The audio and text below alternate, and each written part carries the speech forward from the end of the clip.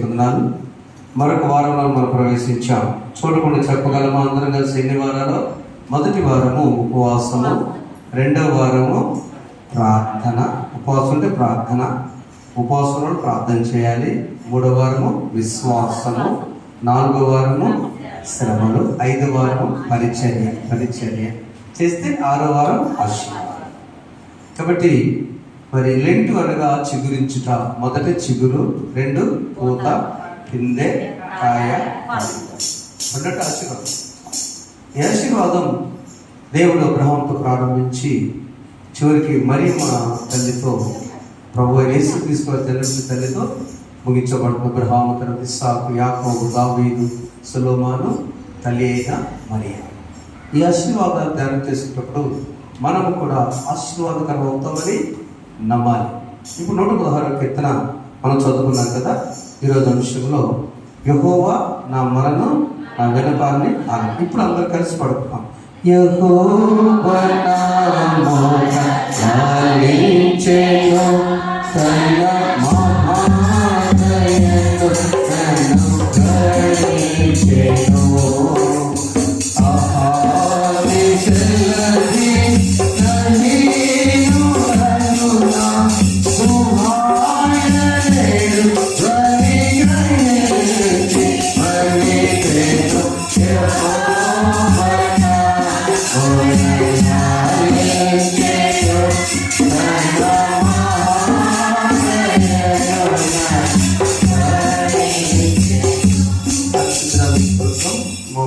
ఆలకించిన వాడు మీకున్నాను. అబ్రహాము ఆశలో ధ్యానం చేసుకోబోతున్నాం. మాతో ఉండండి. యేసు నామములో వేడుకొంచున్నాము తండ్రి, ఆమేన్. దేవుడు మన మొర ఆలకించిన తర్వాత, మొర అంటే బాధ, వేదన, పరిస్థితి చేయి దాటినప్పుడు చేసే ఆ ఏడుపుతో కూడిన ప్రార్థన మొర అంటారు.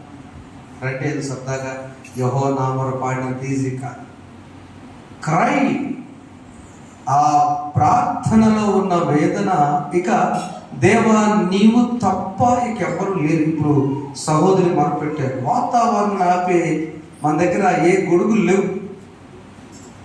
మొరపెట్టడం, ఆ వర్షాన్ని ఆపే సమర్థత లేదు. పడేటప్పుడు పట్టేస్తామేమో కానీ కొంతవరకు, కానీ దాన్ని ఆపే శక్తి మనకి లేదు. అది మొర, ప్రార్థన కాదు, మొరపెట్టడం.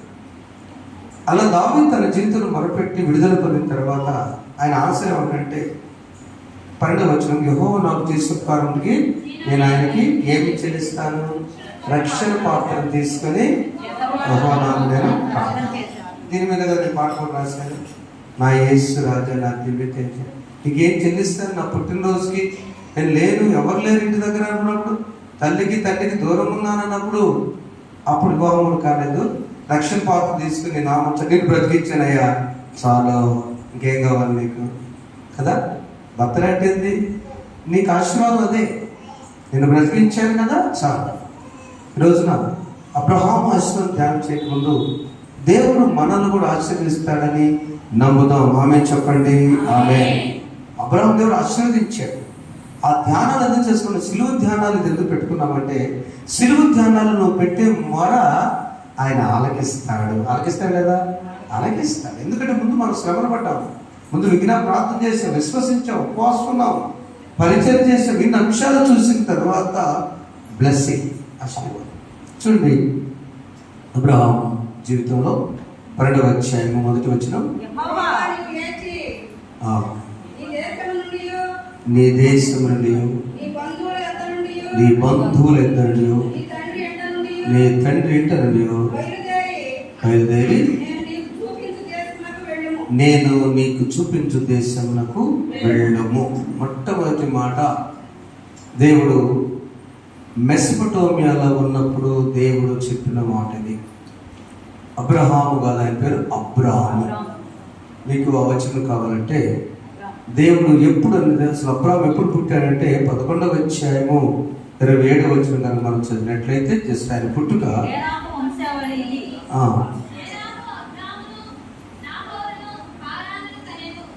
తెరాహు కాదు, తెరాహు, తేలు లేదమ్మా, తేలు కాదుగా, తెరాహు వంశావళిలో తెరాహు అబ్రాహామును, నాహోరును, హారాన్. ఆయన ముగ్గురు కొడుకులు. హారాన్ ఆయనకి లోతు జన్మించాడు. ఇంకా మిగతా వారికి అక్కడ బిడ్డలు ఉన్నట్టుగా లేదు.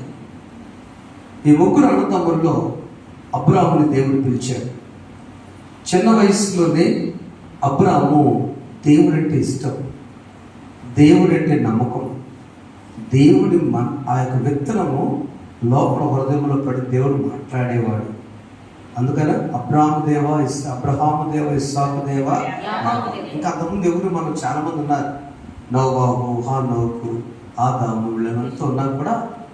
మనం ఎప్పుడు కూడా అబ్రహాము దేవ అంటే కారణం ఏంటంటే అతి చిన్న వయసులో దేవుడు నమ్మాడు. ఆయన పుట్టుక, ఆ జననంలో ముగ్గురు అన్నదమ్ములు ఎవరు నమ్ముకోలే.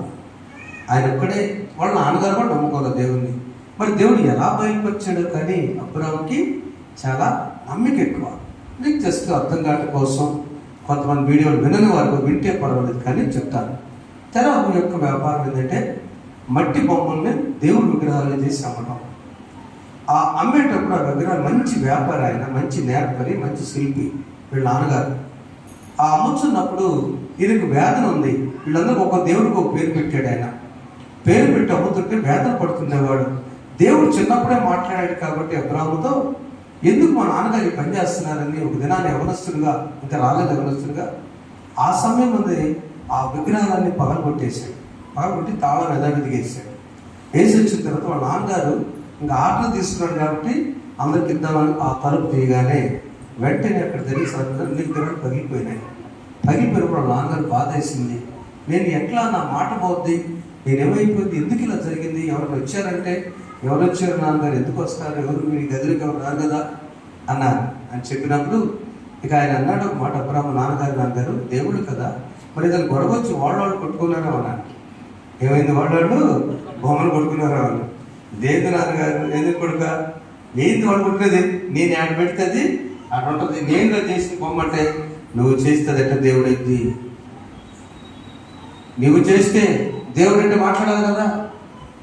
అదేంటి నాయన, అదే నా వ్యాపారం, నీ వ్యాపారం కావచ్చు, నీ వ్యాపారం అది దేవుడికి ఇస్తే కాదు, దేవుడు మాట్లాడే దేవుడు అని చెప్పగానే అబ్రాహాము చిన్న ఎప్పుడు మాట్లాడతను మాట్లాడేసరికి వాళ్ళ నాన్నగారు వ్యాపారం ఆపేసాడు. చెప్పలేదు ఒకసారి ఇస్తాను గట్టి చెప్పడం. అబ్రాహాము దేవుని నమ్మాను, అది అతనికి ఎవరు స్వార్థ చెప్పలేదు, ఎక్కడ చెప్పినట్లేదు, బయట దేవుడే మాట్లాడు. ప్రియమైన వాళ్ళరా, తాను ఆశీర్వించబడడానికి గల కారణం ఏంటంటే మొదట అతి చిన్న వయసులో తన తండ్రిని దేవుని వైపు మళ్ళించాడు. అది మొదటి ఆశీర్వాదం. ఆయన జన్మ మనం చూసాం. రెండవది, ఎక్కడ దేవుడు పిలిచాడంటే అపొస్తలుల కార్యముల గ్రంథం 7వ అధ్యాయము 3వ వచనంలో ఉన్నప్పుడు, మెసొపొటేమియాలో ఉన్నప్పుడు దేవుడు పిలిచాడు. ఆయన ఉన్నది ఏంటంటే మెసొపొటేమియాలో ఉన్నాడు. ఆ నీ స్వజనులను విడిచి బయలుదేరి అంతే. ఈ మాట మెసొపొటేమియా దగ్గర వస్తుంటే ఆ వస్తువు ఉన్న టైంలో ఆయనకి ఇచ్చినది ఏంటంటే ఆ 12వ అధ్యాయంలో అక్కడ వస్తున్న టైంలో హారాన్లో ఆగాడు. అక్కడ ఆయన ఈ హారాన్లో పిలిచి, ఇప్పుడు అబ్రామా నువ్వు బయలుదేరాల్సిందే, 3 విడిచిపెట్టాలి, 3 విషయాలు విడిచిపెట్టాలి. నెంబర్ 1, నీ బంధువులను విడిచిపెట్టు. ఆయన బంధువులను మొట్టమొదటి నీ దేశం నుండి. అవునా, ఆయనకి వాళ్ళ ఊరంటే పిచ్చి. మన కొంతమంది ఉన్నారు అమెరికాలమనే వెళ్ళరు. అవునా, ఊరు దాటితే నిద్ర కూడా పట్టదు కొంతమంది. ఎందుకంటే అమ్మ 100 చెప్పినా మా ఊర్లో ఏదైనా కొంతమందికి ఇష్టం. అందుకని అబ్రాహాము అదే క్యాండిడేట్, నీ దేశం నుండి మొత్తం. రెండవది, బంధు ప్రీతి ఎక్కువ ఆయనకి. బంధు ప్రీతి కాకపోతే లోతునంతగా బ్రతిమలాట లోతు కోసం. ఆ బంధు ప్రీతి. రెండవది, నీ బంధువుల నుండి. మూడవది, నీ తండ్రి ఇంటిన వారిని. ఈ 3 విషయాలను బయలుదేరితే నువ్వు ఆశ్రయించబడతావు. ప్రియమైన వాళ్ళారా, అబ్రాహాము చేసిన పని ఏంటంటే దేవుడు ఏది చెప్తే 3 ఏదో ఒక వంక చెప్పకుండా, అయ్యా దేశం అయితే వదిలిపెడతా కానీ మన వాళ్ళు ఎట్లా, బంధువులు ఎట్లా, బంధువులు విడిచిపెట్టాల్సిందే.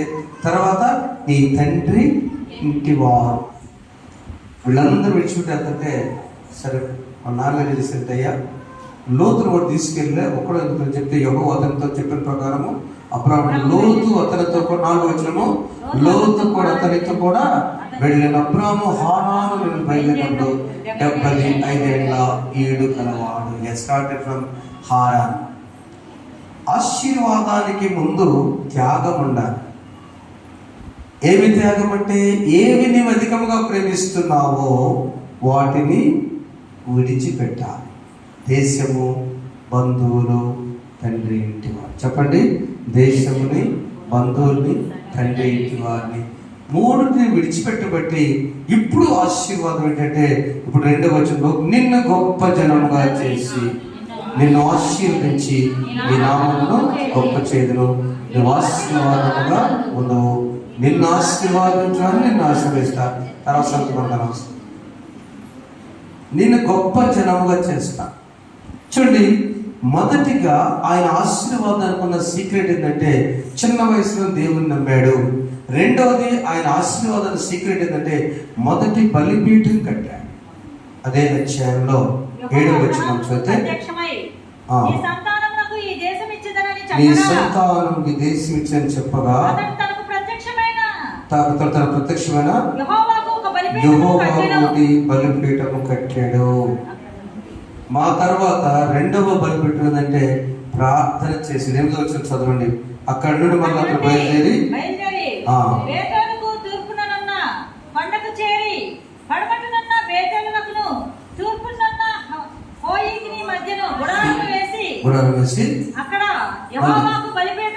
అతని ప్రయాణంలో అతని పని అంతా కూడా బలిపీఠము కట్టడమే. మొదటి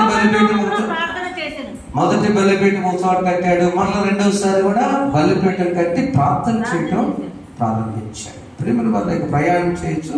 దక్షిణ బ్లెస్సింగ్స్ కి ముందు పునాది, ఆశీర్వాదమునకు ముందు పునాది ఏంటంటే దేవుని యందు నమ్మిక. అబ్రాహాము దేవుని నమ్మాను, అది అతనికి అతని నీతిమంతుడు అంటే అర్థం ఏం లేదు, నమ్మటమే.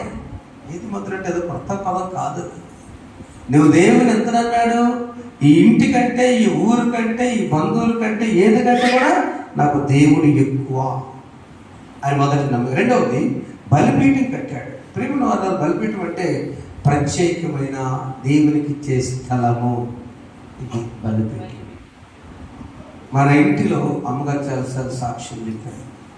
ఒక ముసలమ్మ చనిపోయినప్పుడు ఆ ఇంట్లోకి వెళ్ళి చూశాను. ఆ చర్చి పక్కనే ఇల్లు, తాటి ఈ సోల్ రబ్బర్ సోల్తో ఇల్లు, పాత చాప, పాత రోజుల చాప, ఏం చాప, ఆ చాప మొక్క, ఆ చాప సగం మొక్క చినిపోయినారు. బైబిల్ అక్కడ. ఆమె చనిపోయినప్పుడు వాళ్ళ అమ్మమ్మ వాళ్ళు చెప్పారట కదా, అక్కడ చెప్పారట ఆ స్థలము మా అమ్మమ్మ మా నాయనమ్మ ప్రార్థన అంతా ఇల్లు మొత్తం కూడా ఇంత ఉండదు, అంత పడుతున్నది తెలుసు. దానిలో ఒక చాప వేసుకొని అక్కడ ప్రార్థన చేసుకొని తెల్లవారు చెప్తే అందరూ చూసి ఆమె చూసి దేవునికి ఎంత ప్రత్యేకమైన స్థలం ఇచ్చింది చెప్పడం. ఒకసారి అబ్రాహాము దేవునికి బలిపీఠం కట్టాడు. ఒక ఊర్లో కట్టాడు. మళ్ళీ ఇంకొక 2వసారి కూడా కట్టి ప్రార్థన చేశాడు. ప్రియుల వల్ల మన జీవితాల్లో ఆశీర్వాదం రావాలంటే నమ్మకం సంపూర్ణం ఉండాలి. రెండవది బలిపీఠం అంటే నువ్వు ప్రత్యేకమైన సమయం దేవునికి ధ్యానం చేసుకోవాలి, ప్రార్థన చేసుకోవాలి, వాక్యం చదువుకోవాలి. టైం ఉన్నా లేకపోయినా టైం ఎవరిచ్చాడు? దేవుడు ఇచ్చాడు. 24 గంటలు ఎవరిచ్చాడు? దేవుడు ఇచ్చాడు. మీకు చెప్పక్కర్లేదు కానీ విషయం ఏమేమి జరుగుతున్నాయో మనం కూడా చూస్తున్నాం. ఇదే సోమవారం ఇజ్రాయెల్ గారు కూర్చున్నారు కదా, ఇక్కడ కూర్చున్నారు కదా, చర్చి కూర్చొని చాలా మంది చెప్పే మాట. నిన్న కూడా మాతో ఉన్నాడండి. కొన్ని విషయాలు రాత్రి కూడా అండి ఇలా మాట్లాడినప్పుడు బాధ వేస్తుంది, భయం వేస్తుంది. దేవుడు నీకు ఇచ్చిన ఆయుష్ని బట్టి అబ్రాహాముగా ఉన్నప్పుడు 75 ఏళ్ళప్పుడు ఎంత పెద్ద ఆయన, పెద్ద వయసే కదా 70 సంవత్సరాలు అంటే, ఆ సమయంలో దేవుడికి బలిపీఠం కట్టాడు, నమ్మాడు, ప్రార్థన చేసి ఆశీర్వాదానికి ముందు చేసింది. ఎప్పుడైతే అవన్నీ జరిగినాయో వెంటనే ఆయన దేవుడికి చెప్పండి, ఇక్కడ నుంచి నువ్వు బయలుదేరి 10వ వచనం చదవండి. ఐగుప్తునకు అప్పుడు దేశంలో కరువు వచ్చిన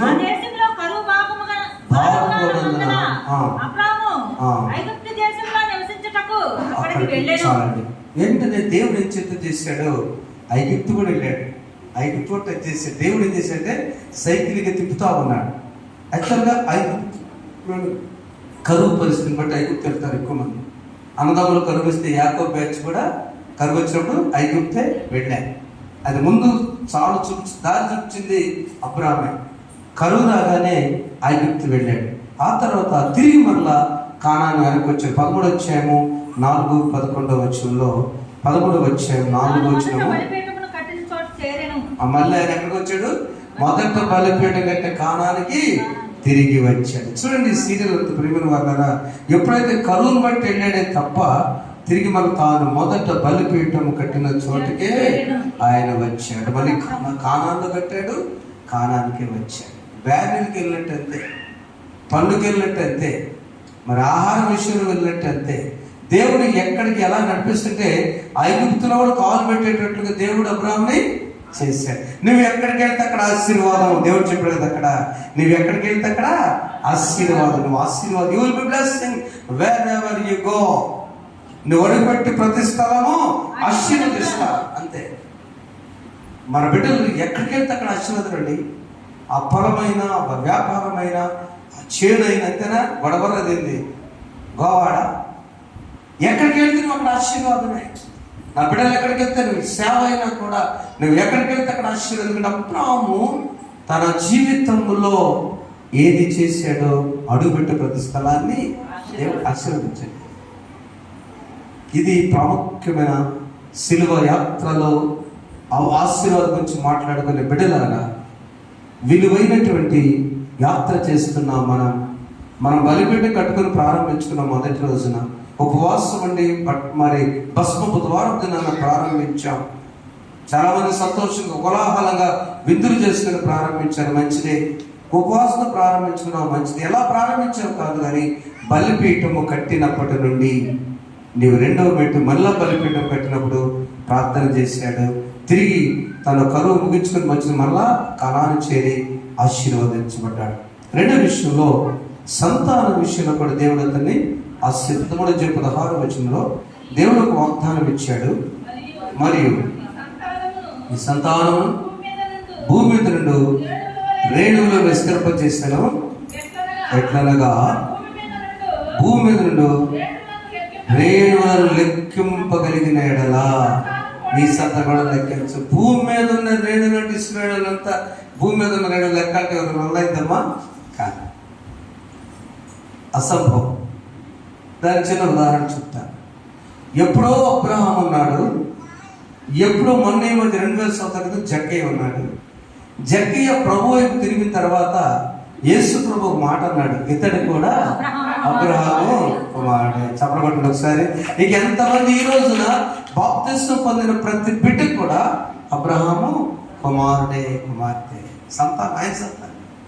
యేసునందు నమ్మిక ఉంచిన ప్రతి బిడ్డ కూడా, దేవుని యందు నమ్మిక ఉంచిన ప్రతి బిడ్డ కూడా అబ్రహాము అంతటి నిన్ను గొప్ప జనంగా చేస్తా. విశ్వాసులకు తండ్రి ఆయన పేరు విశ్వాసులకు తండ్రి. ఎవరైనా విశ్వసిస్తే మేము అబ్రహాము సంతానం. యేసు ప్రభు వచ్చి పరిసయ్యుల్ని మేము అబ్రహాము సంతానం అంటే మీరంటే సంతానం అవుతారు, మీరు భౌతిక రూపం ప్రకారం సంతానం, కానీ ఎదురుగా విశ్వాసం లేదు మీలో అని చెప్పి వారు పాపి నన్ను కరుణించమని సొంతని ప్రార్థన చేశాడే, ఆయన అబ్రహాము సంతానం. జక్కయ్య అబ్రహాము సంతానం. దేవుని నమ్మిన వారంతా కూడా అబ్రహాము సంతానం. ఆయన ఆశీర్వాదాల్లో మొదటి ఆశీర్వాదం ఆత్మీయ స్పిరిచువల్. రెండవది తన కుమారుడిని ఇస్సాకు దేవుడు ఇచ్చి ఉన్నాడు. శారా ద్వారా శారా గర్భం తెరిచి ఉన్నాడు. మెల్కీసెదెకు కూడా ద్వారా ఆయన దీవించబడ్డాడు. 14 అధ్యాయము 19-20 ఆదికాండం ఉంటుంది. 14 అధ్యాయము 19-20 చదివితే ఆకాశ భూమి సృష్టికర్తకు అప్పుడు అతడు అబ్రాహామును ఆశీర్వదించి, ఆకాశం భూమికి సృష్టికర్తను సర్వోన్నత దేవుని వల్ల అబ్రాహాము ఆశీర్వదించబడును గాక అని చెప్పి, శత్రువులను నీ చేతికి అప్పగించి సర్వోన్నత దేవుడు స్తుతింపబడును గాక అని చెప్పినప్పుడు మెల్కీసెదెకు ఆశీర్వాదం. యాజకుడు ప్రధాన, నిన్న మనం చెప్పుకున్నాం. మెల్కీసెదెకు క్రమం చొప్పున హెబ్రీయుడు 4లో మెల్కీసెదెకును ప్రధాన యాజకుడుగా అబ్రాహామును ఆశ్రయింటే యాజకుని దగ్గర కూడా ఆశ్రయం ఉంటుంది. He became priest. అబ్రాహాము ఆ యాజకుని చేత అభిషేకించబడిన బిడ్డగా కూడా మనం చూస్తూ ఉన్నాం. ప్రియమైన వాళ్ళారా, మూడవదిగా చివరిగా అబ్రాహాము సున్నతి పొందాడు. 17వ అధ్యాయం అంతా కూడా ఎప్పుడైతే అబ్రాహాముగా మార్చబడిన తర్వాత దేవుడి ఇదిగో నేను సాగిలపడినట్టుగా దేవుడు అతనితో 3వ వచనంలో మాట్లాడి నిబంధన ఇచ్చి ఉన్నాడు. ఇదిగో నీకు ఒక నిబంధన ఇస్తున్నాను, ఇక నుంచి నువ్వు అబ్రహాముగా నువ్వు మార్చుకున్నావు అని దేవుడు చెప్పి సున్నతి తర్వాత ఆయన అబ్రహాము అయ్యాడు. జాగ్రత్త, అబ్రహాము దేవుడా, ఇస్సాకు దేవుడా, యాకోబు దేవుడా, నాకు చాలిన దేవుడా, యేసయ్యా, యేసయ్యా, యేసయ్యా,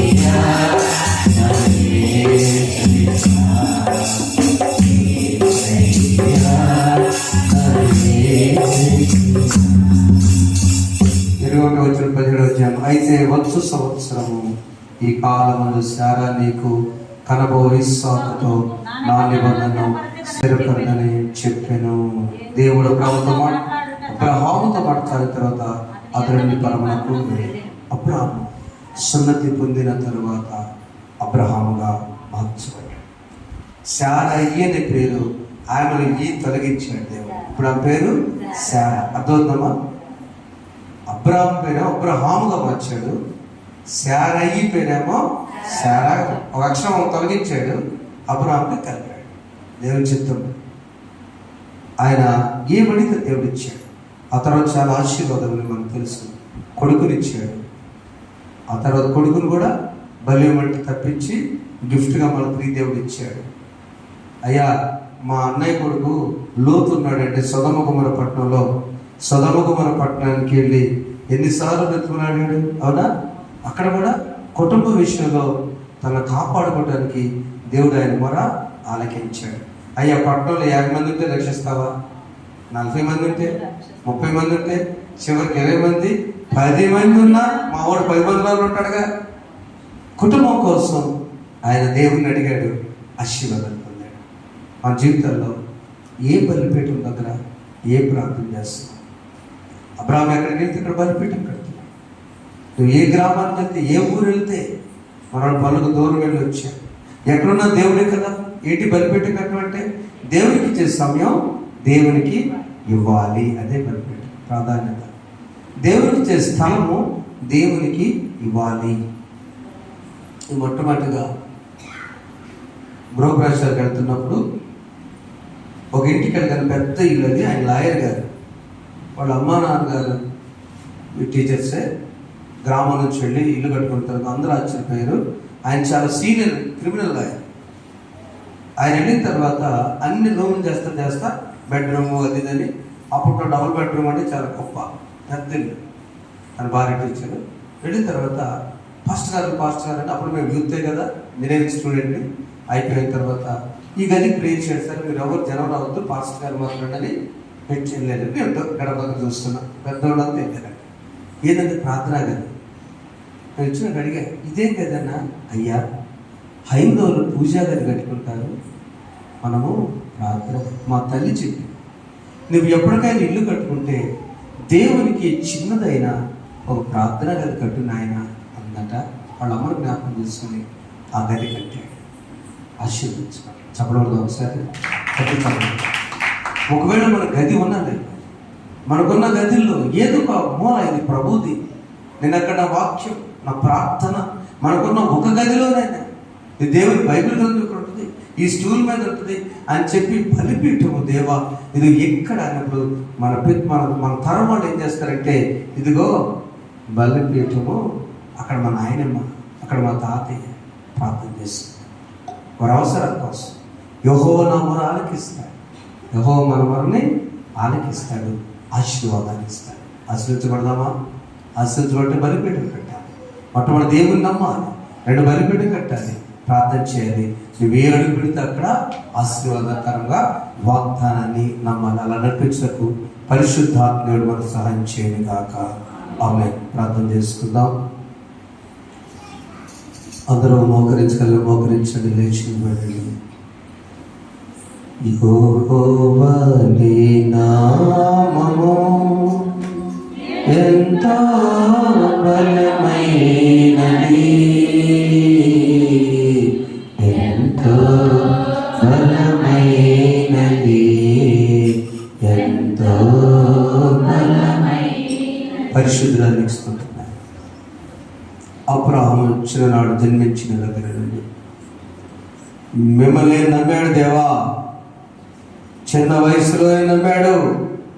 నా దేవుడు అందరికంటే గొప్పవాడు, మాట్లాడే దేవుడు అని. అందుకే ఆయన జీవితాన్ని ఆశీర్వాదంగా మార్చాడు.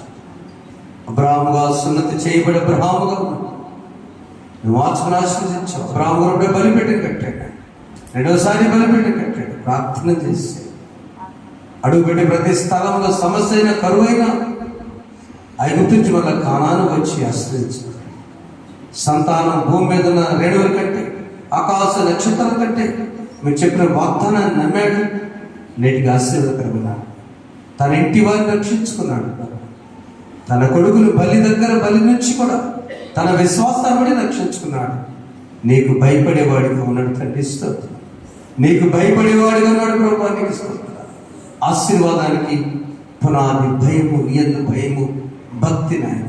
అలాంటి జీవితాలు మేము సిలువలో మా కొరకు ప్రాణపెట్టే యేసు మమ్మల్ని ఆశీర్వదించిన సిద్ధమున్నాడని మేమందరం కూడా నియందు భయము కలిగి, భక్తి కలిగి నువ్వు చూపించే ప్రతి స్థలం నా తండ్రి, అది ఏ ఉద్యోగమైనా, వ్యాపారమైన, పరిచర్య అయినా, చేతువృత్తి పనైనా తండ్రి నీవిచ్చిందేనని మిమ్మల్ని స్తోత్రాలు చెల్లిస్తూ నేనేం నీ రుణం తెచ్చుకుంటాను ప్రభువా.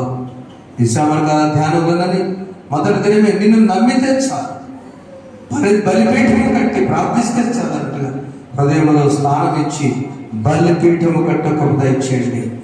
యేసునామములో ప్రతి కుటుంబం ఆశీర్వదించబడును గాక. అబ్రహాముకి ఇచ్చిన ఆశీర్వాదము అది సంతానమైన, భౌతికపరమైన ఆశీర్వాదమైన, ఆధ్యాత్మిక ఆశీర్వాదమైన ప్రతి బిడ్డ కొరకు దయచేయమని యేసునామములో వేడుకొని ప్రార్థిస్తున్నాము తండ్రి, ఆమేన్. పరలోకమందున్న మా తండ్రి, నామము పరిశుద్ధపరచబడును, రాజ్యము వచ్చుగా, నీ చిత్తము పరలోకమందు నెరవేర్చినట్లు భూమి యందు నెరవేరునుగా. మా అందరిని మాకు దయచేయి. మా ఎడల ప్రార్థన చేస్తున్నారు మేము క్షమించిన ప్రకారం ఆ ప్రార్థన చేయించు. సోదరులతో ఏకాదశి తప్పించు. రాజ్యము, శక్తియు, మహిమయు నీవే ఉన్నవి. ఆమేన్. మన తండ్రి దేవుని ప్రేమ, ప్రభువైన యేసుక్రీస్తు వారి కృప, పరిశుద్ధాత్మక దేవుని సహవాసం ఇప్పుడు సదాకాలం మీకు, మీ కుటుంబాలకు, మీకు కలిగిన సమస్తముకు తోడైండు గాక. ఆమేన్. సిలువ చెంత చేరిన నాడు కలుషములను కడిగివేయు.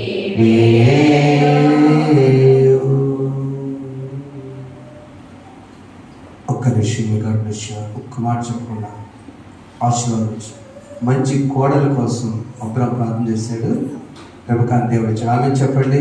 ఆమె చివరిగా 175 సంవత్సరాలు బ్రతికి దీర్ఘాయుతో కళ్ళు కూశాడు. కనుక మంచి కుమార్తెలే కాదు, మంచి అల్లుడు రావాలి, మంచి కోడలు రావాలి, ఆశీర్వాదాలు పొందుకోవాలి. అది దేవుని దగ్గర అబ్రహాము నుంచి మనం నేర్చుకున్నాం. అందరికీ వందనాలు. Praise Lord. God bless you.